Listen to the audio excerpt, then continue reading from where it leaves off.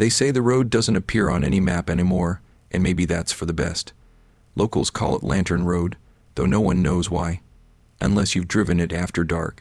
The first thing you notice isn't the silence, but how sound seems to fold in on itself, as though the trees lining the road have decided to listen instead of sway. The asphalt is cracked, the white lines barely ghosts beneath a century of neglect. Still, every few years, someone takes a wrong turn after the old bridge and finds themselves on that road that shouldn't be there. And if they're lucky, they live long enough to tell what they saw. Mason Teller wasn't supposed to be out that night. He was headed back from a job interview, GPS flickering between directions, when rain swallowed the world whole.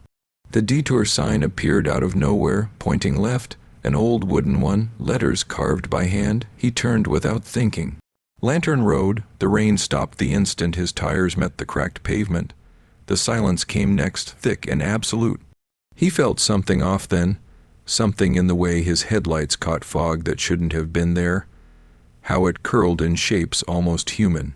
Half a mile in, Mason saw the first lantern. It hung from a crooked post, the flame flickering despite the rain that had somehow stopped. He slowed. Another appeared ahead, then another. They lined the road in perfect intervals stretching into infinity. The smell of oil and wet earth seeped through his vents. The further he went, the older the world felt, like he was driving backward through time itself. Then came the sound, a slow, dragging step from the woods, something pacing him. He pressed the gas. The lanterns flickered violently, one by one extinguishing behind him. The road narrowed, trees curling inward like ribs closing around a heart. The last lantern burned brighter than all the rest. Beneath it stood a woman, pale, soaked to the bone. Her eyes caught the light and reflected it wrong, too deep, too hollow. Mason slammed the brakes, skidding to a stop mere feet away. The woman didn't flinch. Her lips moved, whispering something lost to the hum of his engine. He rolled the window down an inch. The whisper grew clearer. "Turn around," she said. "Turn around before they light it again." But he couldn't. The car died. Every light, every sound vanished, except the flame. The woman stepped closer. The flame's reflection rippled in her eyes. "They always light it when it's time," she said, her voice barely a breath. "When the road wakes." Mason's fingers trembled on the key, turning it uselessly. Then he saw the others' figures standing behind her, dozens of them, each holding a lantern. Their faces were burned, melted smooth like wax left too close to the fire. They raised their lights in unison, and Mason saw what lay beyond the woman, a wall of fog, pulsing as if alive. It began to open, revealing something vast and black and moving. The lanterns flared white. When they found his car weeks later, it sat rusting in a field where no road existed. His phone was in the passenger seat, video recording for 7 hours straight, just silence and the faint sound of glass tapping, like fingernails against a window. And when the wind moves across that field at night, people say you can still see a faint wandering glow, one single lantern swaying back and forth, waiting for the next traveler to take the wrong turn.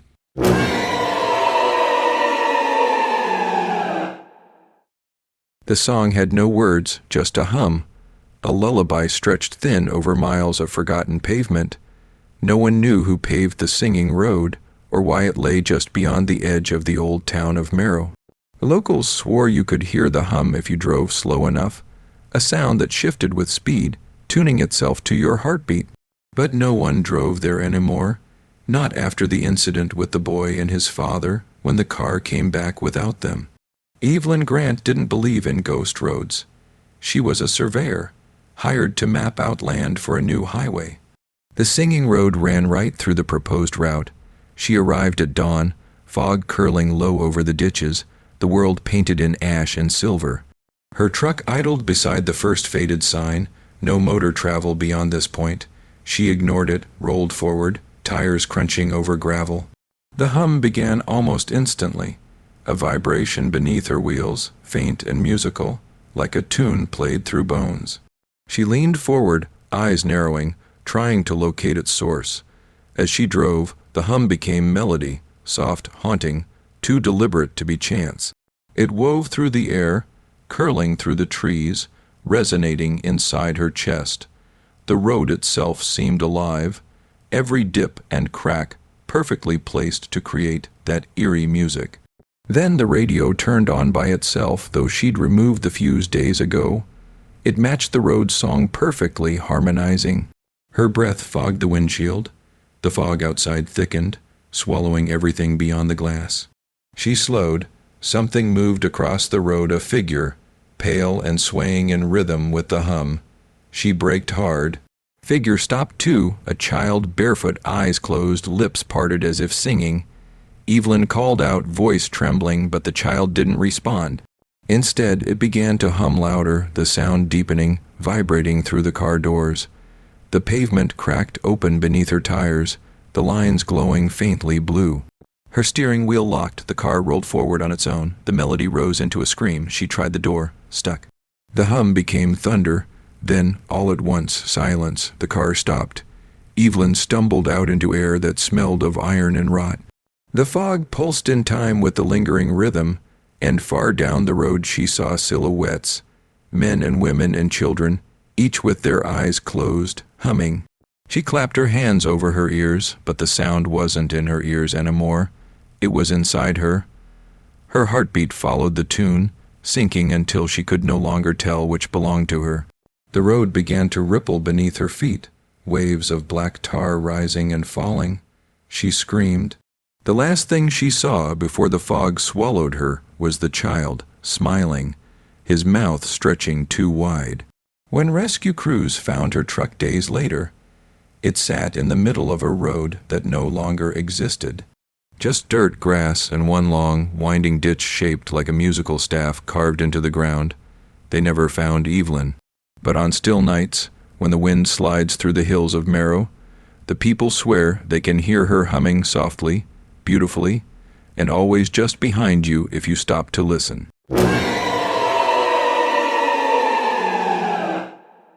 There's a story travelers tell about a road that appears only during storms, a slick ribbon of asphalt stretching into nowhere. They call it the road beyond the rain. If you see its shimmering edge appear across a field or past an abandoned sign, you must never follow it. Because the storm, they say, isn't weather, it's bait. It calls to you, weaving whispers in the wind that sound like your name, promising home, safety, closure. But there is nothing there but the road itself and what waits at the end of it. Samuel Crane had always been a skeptic, a trucker with more miles behind him than most men have in lifetimes. He had driven through blizzards, tornado warnings, even the tail end of hurricanes. He didn't scare easy, and superstition had never stopped him before. That night, he was hauling a load of crates along the flat plains, a storm gathering above the horizon like a black shroud. Lightning forked across the sky, illuminating the world in jagged bursts. Rain began as a drizzle and escalated into sheets of water, lashing his windshield, turning the world into silver chaos. His GPS went dead. The map on his dashboard glowed faintly, then blinked off entirely. He squinted through the wipers, trying to see the road ahead, but the asphalt vanished under the downpour, swallowed by fog and shadow.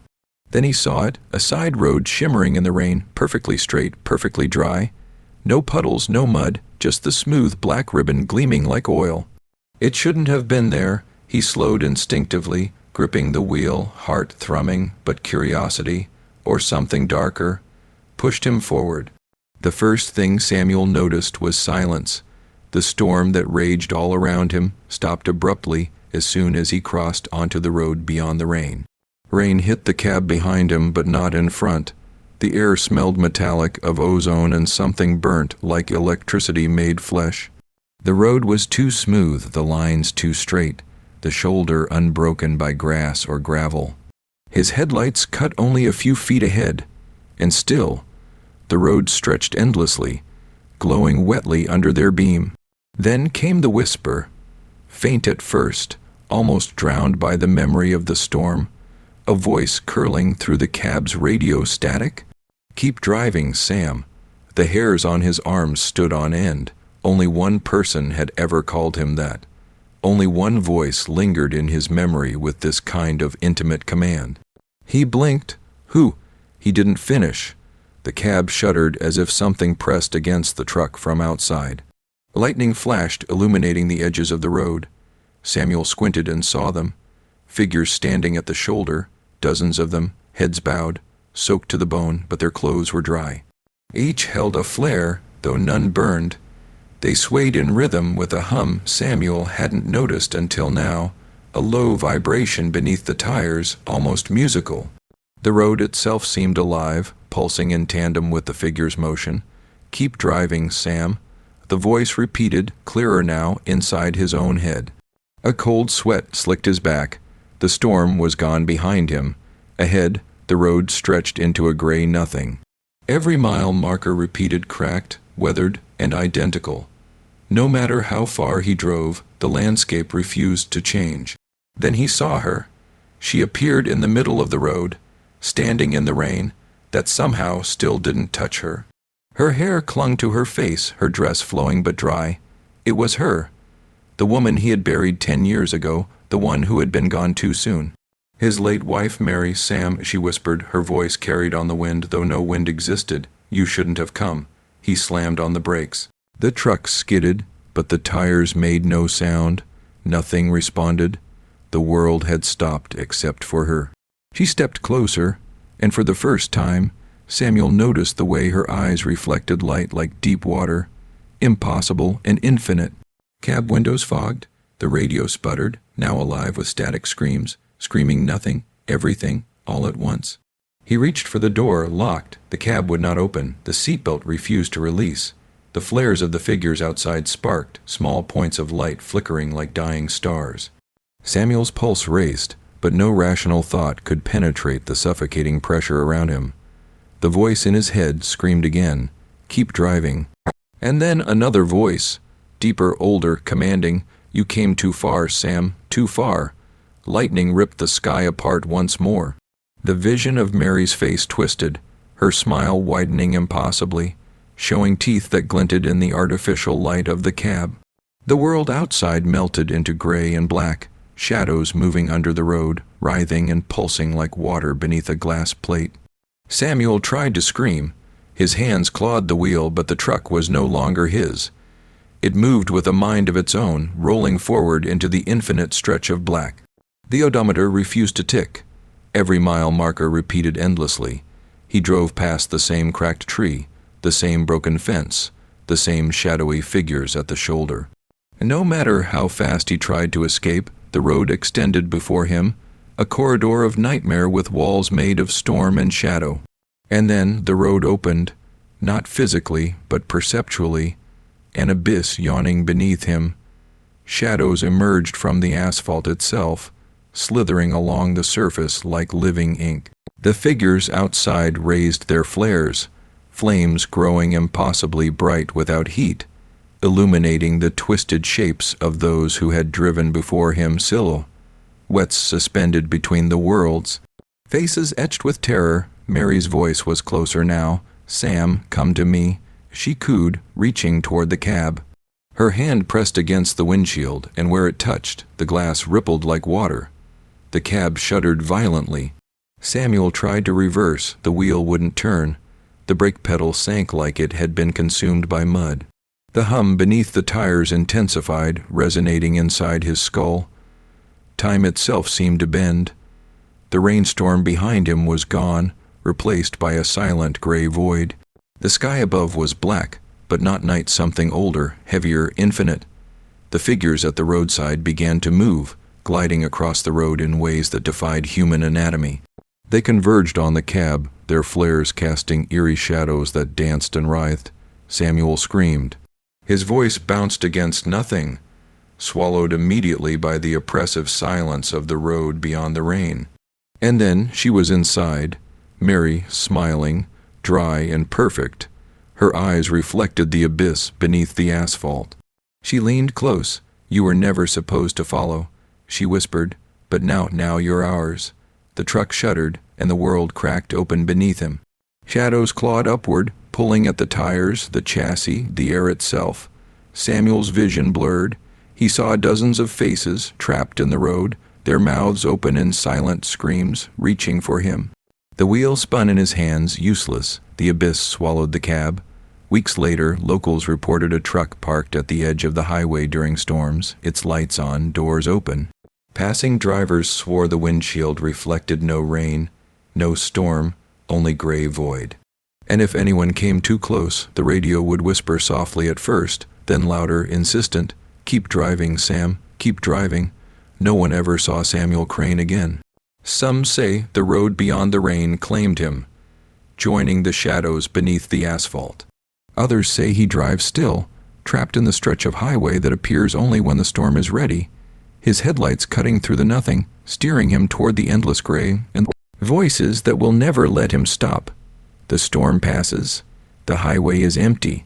But sometimes on the plains during the heaviest rain, a faint shimmer appears, black and slick, and the whispers begin again, calling the next traveler, drawing them forward into the road beyond. The rain,